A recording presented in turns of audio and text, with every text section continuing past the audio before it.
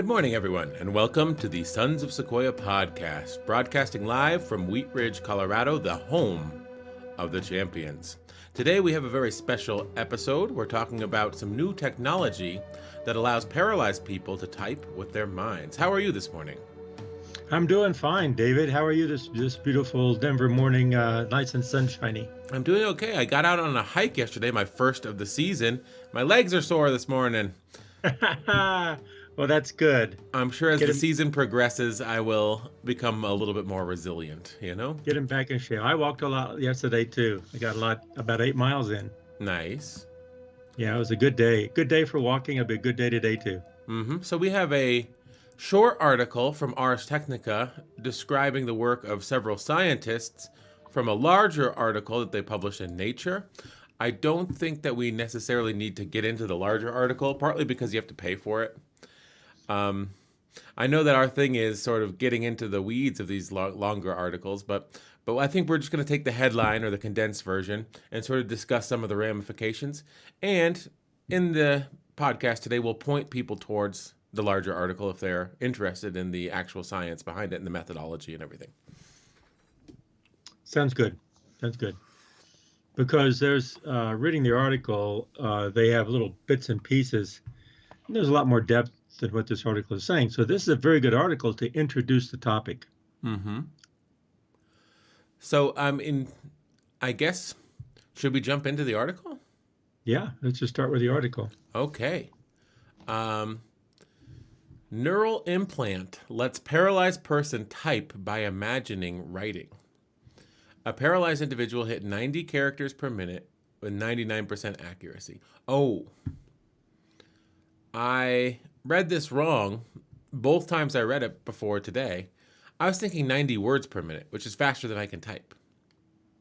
90 characters. 90 characters per minute, which is roughly what? 15, 20 words per minute? I can type faster than that. I'm better than you, science. No, but it's still amazing. I read it as 90 words per minute. I'm like, that's faster than a person could type. But it's actually 90 characters per minute. That's why you gotta take a look at the fine print. Okay, so let's jump into the article. Elon Musk's Neuralink has been making waves on the technology side of neural implants, but it hasn't yet shown how we might actually use implants. For now, demonstrating the promise of implants remains in the hands of the academic community. This week, the academic community provided a rather impressive example of the promise of neural implants. Using an implant, a paralyzed individual managed to type out roughly 90 characters per minute simply by imagining that he was writing those characters out by hand. That is the lead. What do we think of it? Well, it sensationalizing a little bit. It's true, but imagining, that's true. I guess that is right. But actually, they have to think very specifically about doing a task. They can't just imagine something happening. They have to think about actually writing it. So It's a little bit more than imagining. It's actually thinking the motion of writing. Reading the article. So let's get into that. Dreaming is doing. Previous attempts at providing typing capabilities to paralyzed people via implants have involved giving subjects a virtual keyboard and letting them maneuver a cursor with their mind. The process is effective but slow, and it requires the user's full attention, as the subject has to track the progress of the cursor and determine when to perform the equivalent of a key press. It also requires the user to spend time to learn how to control the system. But there are other possible routes to getting characters out of the brain and onto the page. Somewhere in our writing thought process, we form the intention of using a specific character, and using an implant to track this intention could potentially work. Unfortunately, that process is not especially well understood. Downstream of intention, however, a decision is transmitted into the motor cortex, where it is translated into actions. Again, there's an intent stage where the motor cortex determines it will form the letter by typing or writing, for example, which is then translated into the specific muscle motions required to perform the action. These processes are much better understood, and they are what the research team targeted for their new work. Specifically, the researchers placed 2 implants in the premotor cortex of a paralyzed person. This area is thought to be involved in forming the intentions to perform movements. Catching these intentions is much more likely to produce a clear signal than catching the movements themselves, which are likely to be complex. Any movement involves multiple muscles and depend on context, where your hand is relative to the page you're writing on. With the implants in the right place, the researcher asked the participant to imagine writing letters on a page and recorded the neural activity as he did so. So we have back of the envelope methodology described here, correct? Well, back of the envelope is a good way to say it. We have the bigger picture, the real Yes. big picture. Basically, you can say this and go, "Oh yeah, sure, you can do that," but they actually did it. So instead of talking about what could happen and figuring out how to do it, they did it and then backed up and say, "Here's what we did." Mm-hmm. That's So, pretty much what this is saying. so you think, oh, the computer sees an A and it puts an A on the screen. That's not exactly what's going on. No, not at all. Um, the computer gets And also, oh, go and ahead. also, and also, they talk about the intent part of the brain, and then the motor cortex part of the brain, and then that going. So they're beginning to learn, I guess, how to access different parts of the brain because the brain is very complex, Mm-hmm. and different. The other thing too is different parts of the brain will do different things, and you have one action, like we're talking here. Yeah. But when we're talking, we're looking, we're seeing, we're feeling, we're hearing, we're touching, we're moving our hands. And so all of that is controlled by the brain, which is complex. So they're trying to parse that out, say what part do we capture so that we can actually put communication in that stream, that railroad stream of cars. Where do we connect to put numbers on a screen to actually communicate? Mm-hmm. And so that they're interjecting where they need to, so that will interact with the technology we have to create letters on a screen. Mm-hmm. And that it's if you think about it, when I was reading this, I was thinking about it. Says, yeah, there is no real new technology here. It's using existing technology and learning how to use it to create a result that heretofore has not been done. Mm-hmm. It's like what Isaac Newton says: we stand on the shoulders of giants that went before us. So they're using the technology, but they're using it in a unique way. Yes. So the electrodes in the motor cortex, premotor cortex, I believe they said, they don't see an A or a B or a C. They get a bunch of electrical data. And by parsing the data with newfangled software and hardware, you can say, oh, the electrical signals that your brain makes when you're trying to write a C are different than when you're trying to write an M. So your brain will officially make slightly different electrical signals. And then we know, oh, that set of signals that your brain is firing off corresponds with the letter M. That's sort of what they did, and they'll talk about that in the next section. Should we read it? Yeah, and that's a very good description of what they did, but it's not pie in the sky stuff. It's technology that's been around for decades. Yeah. They're just applying it in this area. Yeah, let's read the next section. Okay. What was that again? Altogether, there were roughly 200 electrodes in the participants' premotor cortex. Not all of them were informative for letter writing, but those that were, the authors performed. But for those that were, the authors performed a principal component analysis, which identified the features of the neural recordings that differed the most when various letters were imagined, converting these recordings into a two-dimensional plot.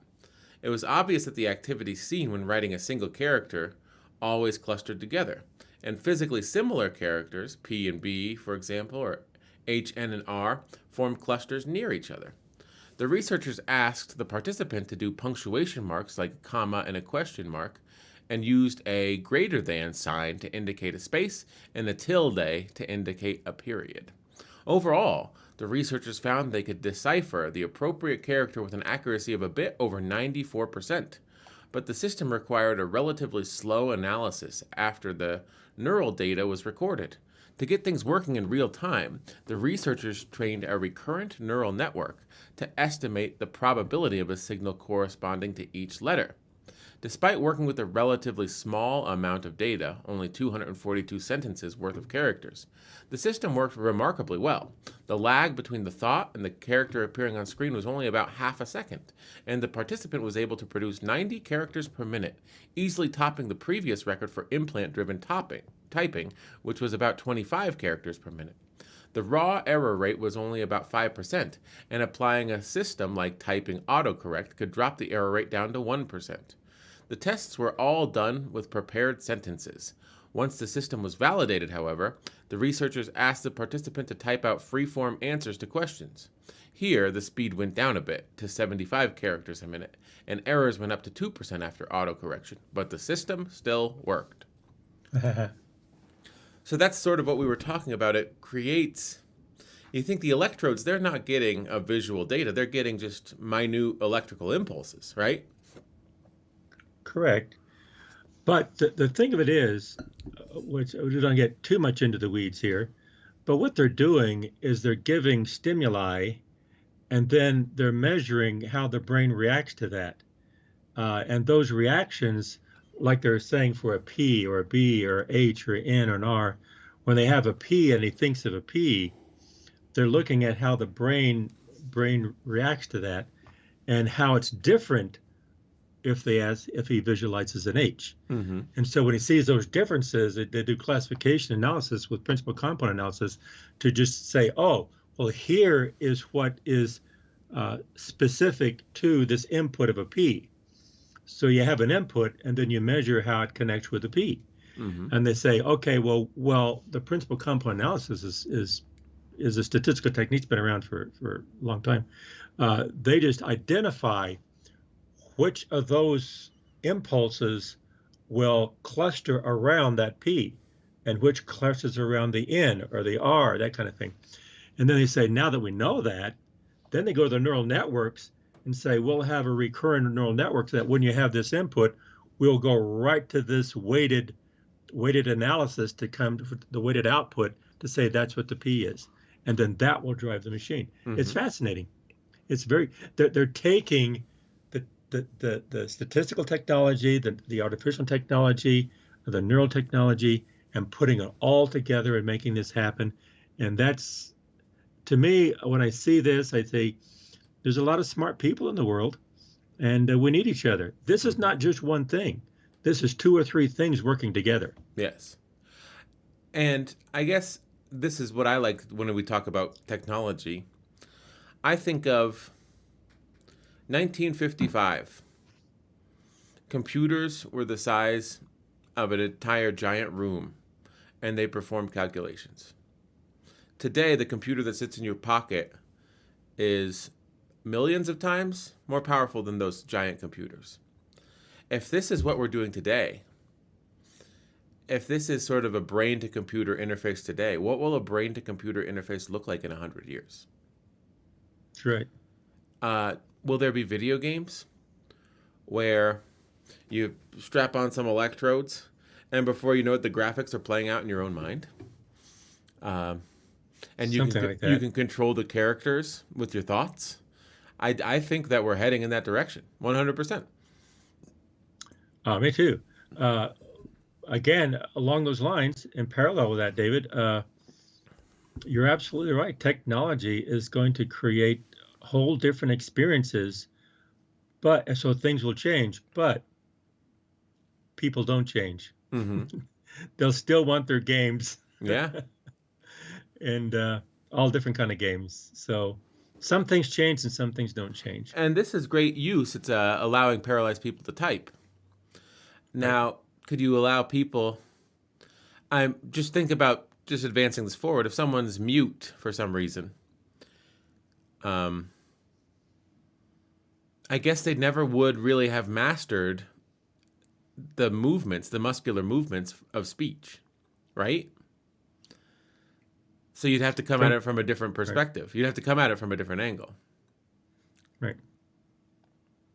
Well, the other thing that I thought of when I saw this is that they're tapping into the brain motor cortex, and so I'm thinking, well, like you say, people can sign, and you have different signs. Uh-huh. Hello, and it says I feel good, and so you have different signs of people. And I'm thinking, well, you have universal signs where you can speak different things like was it how are you? I used to know them, but uh, what I'm getting different signs that crosses language barriers. Mm-hmm. And so if you go into the brain and you know that you want to say something, and that's 100 years from now, saying that something is an image, not words, because we think in images, and the words then will explain our images that we have in our brain. Once we have those images can be communicated through a universal type of cognitive language. Mm-hmm. And I thought of that for a long time, and this is kind of tapping into that, the motor cortex. But if you're backing up into the intention cortex, where you have those imaginations, and you can identify different languages that's universal, I think that's where we're going, Mm-hmm. and so that we can communicate across language barriers. Because all language is a form of communication that is exterior to a human. Mm-hmm. Because people in all languages have the same thoughts. They just express it through language differently, but the language is different. The Yeah. thoughts aren't different. That's what I'm getting at. Um, I think I, it's really interesting. and I mean, we've made inroads on you say something into your phone and it can translate it in real time. And it's not perfect yet, but it's way better than it was 10 years ago, you know? And that's another thing I think a paralyzed person could type with their brain. It's like, yeah, but they can also do speech to text. That works pretty good these days. Hmm. Um, but I guess this isn't about why don't you just do speech to text? It's like, no, they're just developing new technology. There's no telling where this technology can go. That's right. That's right. And you keep doing this. And actually, uh, this technology specifically, as it advances, like anything in research, as this advances, you'll begin to seeing other things that could be done in parallel or in tangent. Mm-hmm. So that's why you got to keep having research. And so a lot of times basic research, where is this going to be applied? You don't know. That doesn't mean you shouldn't do it. That's why you should fund basic research. You should And fund basic research. That's right. and we can go back to this, and this is my cynicism alert, but Elon Musk is developing, a brain implant that interfaces with computers. Hmm. Well, what is going to be the killer app for his Neuralink? It's going to be stuff like this that universities developed with public funding. And they're going to say, "Oh, Elon Musk is such a genius." And it's like, "No, he's standing on the shoulders of giants. He's commercializing this work that's being done in academia, and he's saying, "Oh, this is commercially viable. That's commercially viable. Let's throw that into a big package." But it's a lot of smart people doing a lot of work that he doesn't do. You know what I mean? Well, there's a whole spectrum here of intelligence. One is creativity. The other is taking that creativity, experimentation, and coming up with relationships. Mm-hmm. And once you have those relationships, then you have some kind of results. And then once you have those results, then you say, well, how can we commercialize this? And when you commercialize this, then how can we monetize it? If we can monetize it, how can we create an industry around it? So there's a whole line here. Like I said, when I was in school, I won't name a lot of names, but I was in school and I was in class, and this guy was talking about,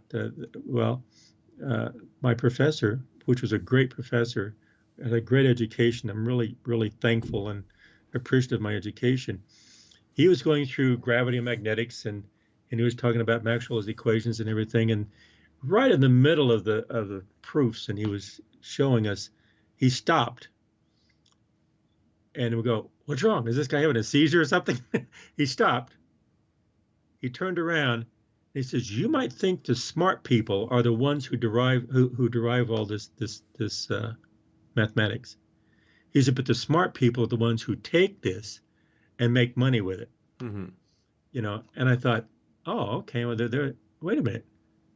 Maxwell was smart too. Newton was Yeah. smart. What's he talking about?" And then after I got older, I began to realize, wait a minute. There's different types of intelligence. There's different types of applications. And that's what you're saying, David. Mm-hmm.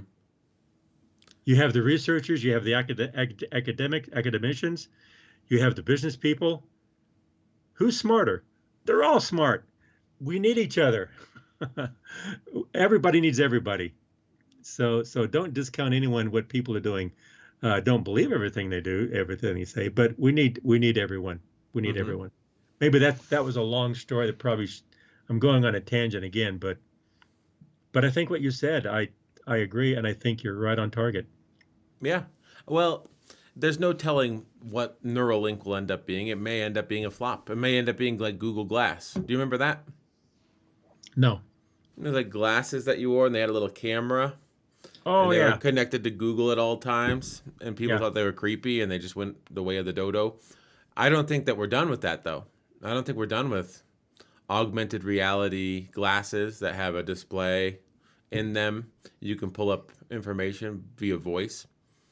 I mean, Google Glass failed, and it's like it's over. And it's like I don't know if it's necessarily over. Nothing's over. The world goes on for a long time. Nothing's over, and there may be something else coming out. Actually, the people in that industry, if they were here, if they were a guest on our podcast, which we invite guests to come in, we would say, "Oh no, that morphed into this, and that transitioned into this, and there are other technologies out there that you wouldn't even recognize that it was even similar, related to the Google glasses, but they are." Mm-hmm. You know, Yeah. we learned this, and we learned, oh, we can apply it this way, and this way, and this way, and this way. Mm-hmm. And so, oh, I didn't know that. Uh, but that's why you keep doing things.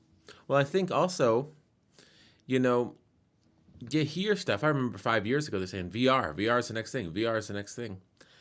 And I don't think it was. That doesn't mean that VR is not coming eventually. Facebook has a huge stake in it. Others have a huge stake in it. Microsoft with their HoloLens, Facebook with Oculus. It just hasn't seen widespread adoption in the consumer market or in the business market. So what did come instead? I think audio came up pretty hard in the last 5 years. Everyone has an internet connected device in their living room that they talk to. Alexa, play me this. Alexa, tell me this. Your voice assistants on your phone. And I think that's more low hanging fruit. So the things that receive consumer adoption, computer programmers really, really understand how audio can be useful. I think there's this feeling out period of how can virtual reality or augmented reality be useful? And there's going to be fits and starts. You're going to develop stuff that's not really ready for prime time, but it's cool. But it's not going to get 1 million people to buy it, or 10 million, or how many iPhones are there out there? Hundreds of millions. It's not going to be the next iPhone. But the technology and the work you're doing is cool, and it's advancing the state of the art. Well, yes, along those lines, look what they used to do this. Principal component analysis. Where did that come from? Did they invent that when they did this? No, it's been around for decades. Mm-hmm. Actually, early part of last century, they began deriving, actually formulating principal component and cluster analysis, principal component analysis. Let's look it up. Principal component analysis, cluster analysis. It's a classification technique, is all it is. And it's a form, there it is. It's a form, see, That's the other thing too. You're right, 1901. Yeah, Carl Pearson, and then later, then people began applying it to different things. But that was based on matrix theory. Matrix theory was before that, and even before that, you're talking about this is classification. When you get into neural networks, you're talking about estimation, and that estimation is optimization. Optimization was back in the 1700s and 1800s. Mm-hmm. Okay, so my point is that when who did that? It was a Newton or someone did optimization way back when, or even least squares optimization. They go, oh well, that's no one's going to use that. You can't do anything with it. Then he came up with linear programming. No one's going to do that. And they didn't for decades until Danzig said, hey, here's how you can do this with a computer. They didn't have the computer in the 1800s. Mm-hmm. They did in the 1940s. And now we can actually do it. And so Danzig came out and said, we can do this, Pearson did the principal components. Did they ever use it? Probably not, because they didn't have the computers back then. Yeah. But then it reemerged when you can do it because it's very computer intensive. Mm-hmm. Well, now we're tapping into electrodes into the brain. Now that we can do this is, oh wow, that's really slow. I can think faster than that. You can, but then where's that going 50 years from now or Yes. 100 years from now? So like we've been talking about, Pearson develops a statistical technique 120 years ago. And I'm sure that he's been dead forever. He's been dead since 1936. I don't think he had any idea that in the year 2021, scientists would use a technique that he developed to allow people that were paralyzed to type with their minds. When he was developing principal component analysis, I don't think he said to himself, this is a technique that'll be used to help people type with their minds someday. Like, there's no way he saw that coming. No way. But the scientists say, oh, this technique that exists would be good for sort of parsing the data that's coming out of these electrodes and using it to put characters on a screen. And I think back in the 70s, I wrote a paper on same thing, David. I wrote a paper on the missed high resolution technique. I was telling you about it, and it's a least squares. It's based on least squares analysis, but it's looking at a graph, a grid. And it was used in exploration a little bit, but then all of a sudden, about 8 years later, anthropologists use it with digs. I go, I didn't think of that, Mm-hmm. because I know what I'm doing, but I don't know what they're doing. But we can use what each other's doing. Yeah. That's why we need each other, and that's more power to you. Yeah, here, go for it.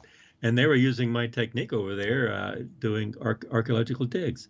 It's the same thing with this thing about isolationism. That's I can't think of a good phrase. You're better at phrases than I am, David.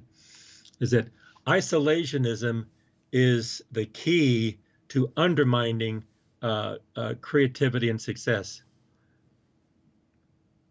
Yeah. There's probably a better way to say that, but we need each other. We need to communicate with each other, listen to each other. But I also We think need to talk. I think you need to publish, because the thing is, if Pearson never published that, it may have set this research back 100 years later. Who knows? I mean, I'm sure they would have come up with.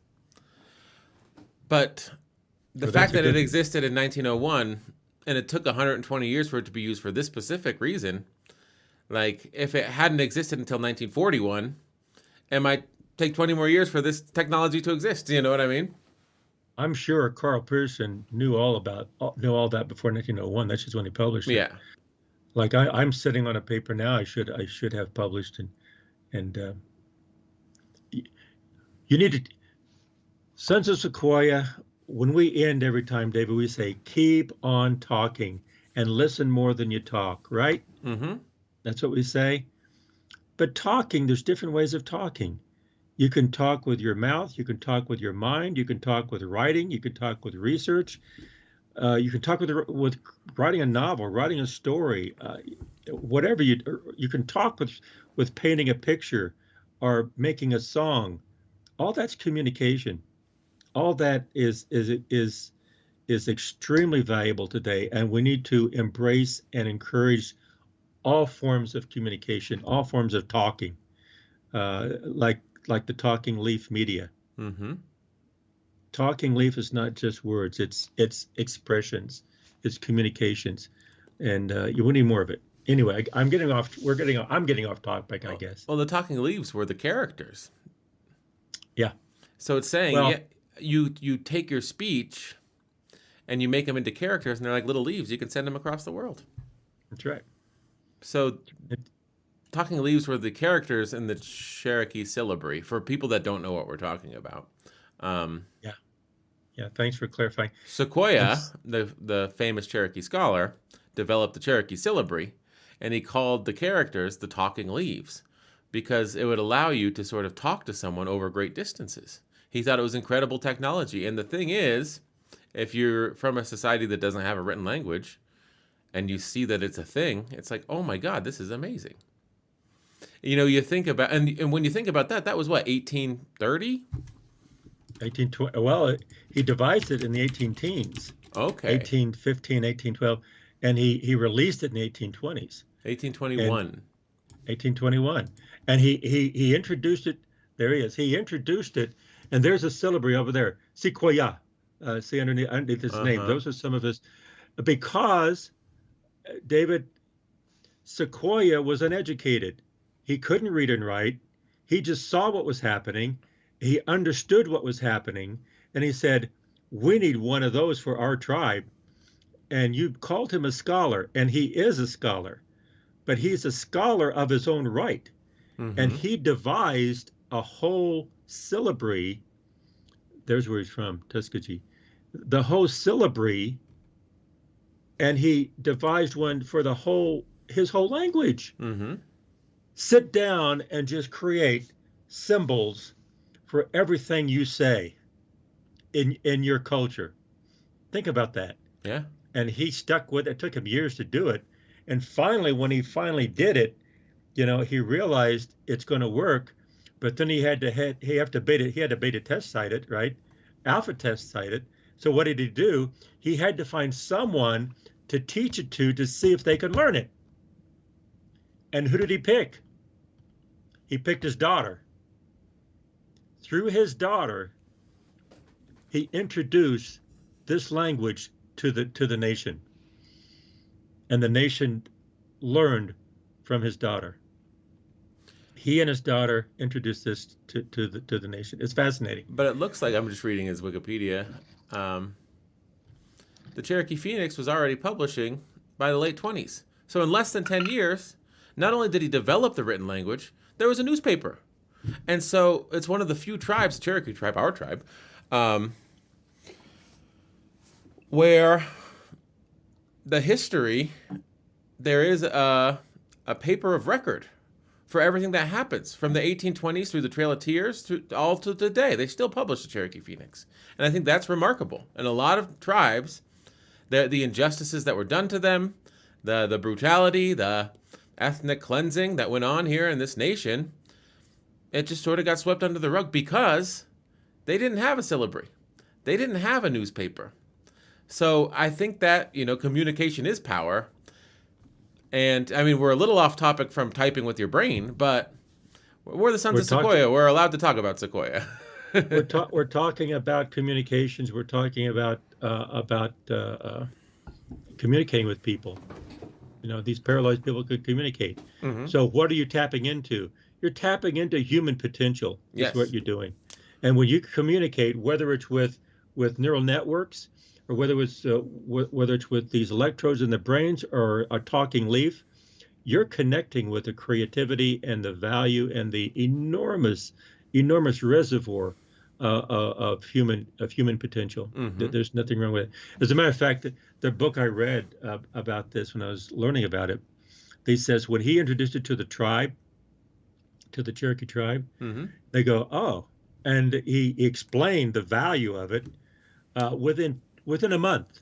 They said 2 to 3 weeks, over half of the people in that nation could read and write his syllabary. That's so crazy. It's like It's ridiculous. we're going to become literate overnight. We're going to do it. They saw the value and they go, oh, I see what you mean.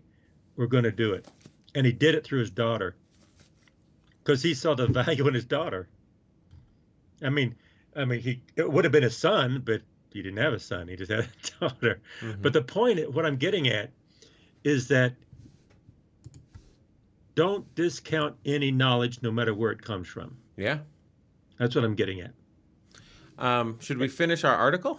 I guess so. It's We not got, even a prototype. That's the final part. As the researchers themselves put it, this is not yet a complete clinically viable system. To begin with, it has only been used in a single individual. So we have no idea how well it might work for others. The simplified alphabet used here doesn't contain any digits, capital letters, or most forms of punctuation.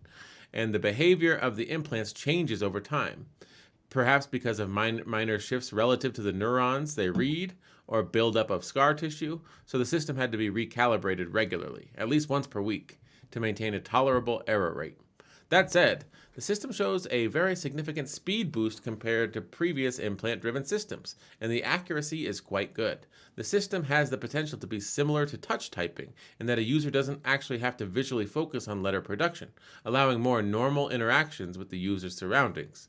The letter issue might be solved in part by using an alternate alphabet designed by the researchers, in which all the letters are defined by similar patterns of strokes. There's a lot of potential here.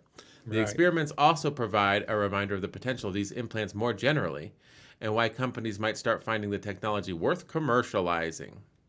Yep. Written by John Timmer. He Good job, became the Tom. science editor at Ars Technica in 2007 after spending 15 years doing biology research at places like Berkeley and Cornell. And he's got himself a Twitter. What do you say we follow him? Good job, John. Well said. That I think is a nice. You know what I like about this article? It's short. It's compact. It says important things. It doesn't go into too much depth, or like we do Uh-huh. sometimes. But good job, John. I like your article. Okay, and I think in the interest of being thorough, we should click through to the nature.com article where this existed Very, yeah.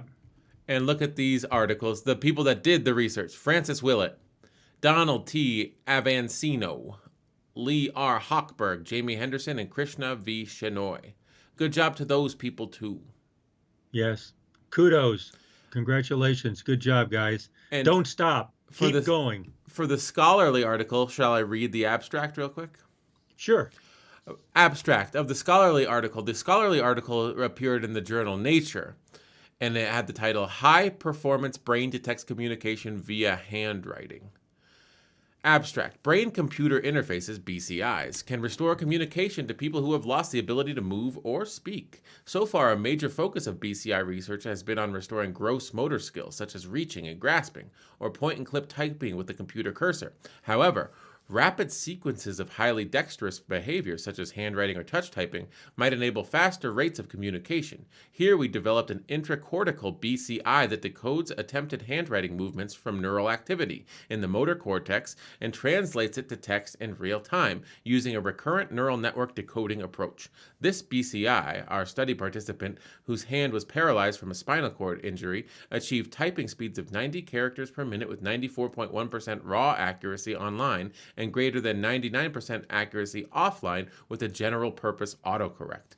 To our knowledge, these typing speeds exceed those reported for any other BCI and are comparable to typical smartphone typing speeds of individuals in the age group of our participant, 115 characters per minute.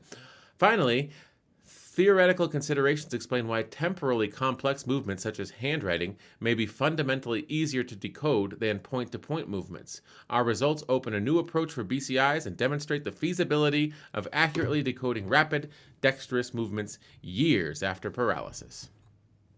Yeah. See, that's when I was thinking about. Oh, go ahead. You're gonna. Oh, no, Okay. no. When I was thinking about this, I was thinking, yeah, it really for this it worked, but for this to work, it really depends on the person. You know, are they thinking correctly? Do they know how to write? Can they respond accurately to what is being given them to write? You know what I mean? Mm-hmm. It's kind. I woke up this morning. I thought of Homer Simpson. you say, you'll say, write, you're talking to Homer Simpson, you say, write a P. And in his mind, he thinks of a hot dog. You know, this Mm-hmm. is that's not going to help. Think of an R, and he'll think of a hamburger. You know, you know Mm-hmm. what I mean. So I'm getting at. It really depends on the person, Yeah. and so I think of early automobiles. Early automobiles are machines that actually worked, but to drive one, you had to know exactly how to do it because it was unforgiving. Mm-hmm. But then technology advanced to where now it's easier to drive. Well, this is tied to this one person did who they tied to this person, but as technology advances, this can be broadened to all types of individuals. See what I'm trying to get at? Yeah. Yeah, good. Because right now there's a lot of confounding factors. That doesn't mean you quit.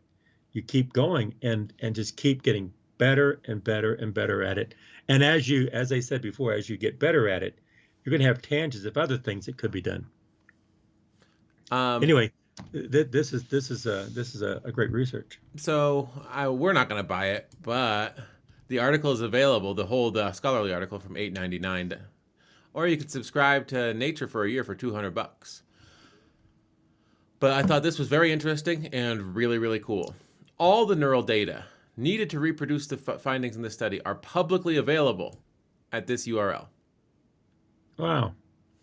So that includes all of the neural activity recorded during the handwriting of the attempted handwriting of 1,000 sentences, 43,501 characters, over 10.7 hours. All the code that implements an offline reproduction of the central findings in this study, which is the high-performance neural decoding with a recursive neural network, is publicly available at GitHub.